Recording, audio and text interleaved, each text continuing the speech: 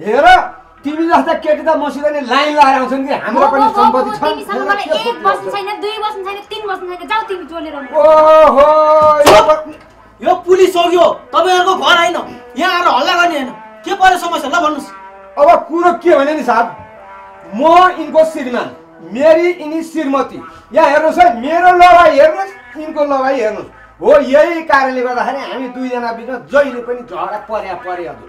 त्यस कारणले गर्दाखेरि यिनीसित म अब यो डिभोर्स हो कि डिभोर्स छ नि साहब त्यो चाहन्छु मलाई आज जसरी त्यो गराइदिनु पर्यो किनभने म यिनीसित खुसी छैन के हो तपाईको श्रीमान त